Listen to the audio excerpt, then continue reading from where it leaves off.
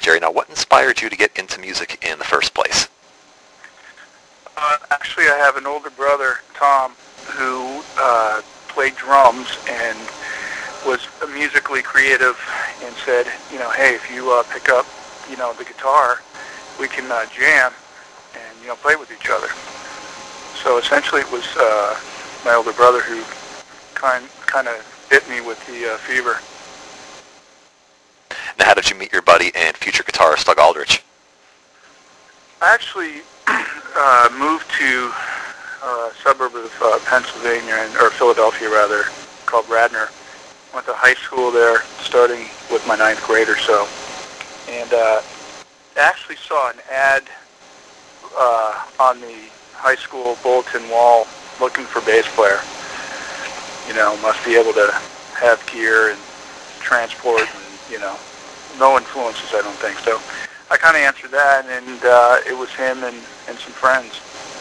And that was in 9th grade, so that was some years back. If I give you the year, it'll date me too much. Now, Jerry, how was the buzz surrounding Mansfield, which was one of the early LA bands that included you and Doug Aldrich? Yeah, that was riding right on the that crest with the '83 kind of rock coming out of Los Angeles. Wasp comes to mind, Quiet Riot, Dokken, Black and Blue. I mean, these were all strip bands that had migrated, from one place or another. Anyway, so we got started with my brother playing drums and a singer named Pete Preston, who's also from Philly, and came out here, and we got the band going. It probably had to be like '81, I want to say, '82 maybe. Were there any recordings that were commercially available besides that? I know I saw on your website there was a 2-track LP. Yeah, that was just, actually it was, I would say, an EP because it was only 2 tracks. That, in answer to your question, no.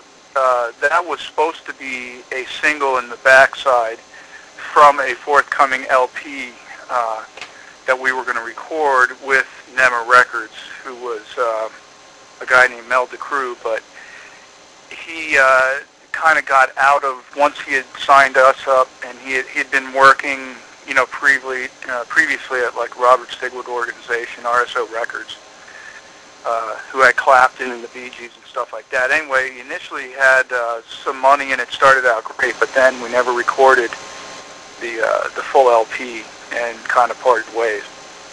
I think that's kind of why Mansfield, didn't kind of continue, because there was other people calling, and eventually what happened. Now, Jerry, how did the band Lion form? Lion form? Actually, Doug answered one of those calls I was talking about that was from, I think, Mark Edwards, and him and Cal Swan had gotten together. Cal was in a band, Titan, that was kind of on the new wave of British heavy metal. Nostalgic ride there, so to speak, in like '82, '83, and then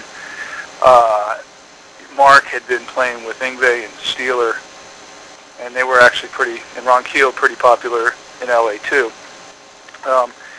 And him and Cal were playing and said we're looking for a guitar player, and I think they had a bass player at the time, but Doug had suggested, I come along, and basically got in the band that way.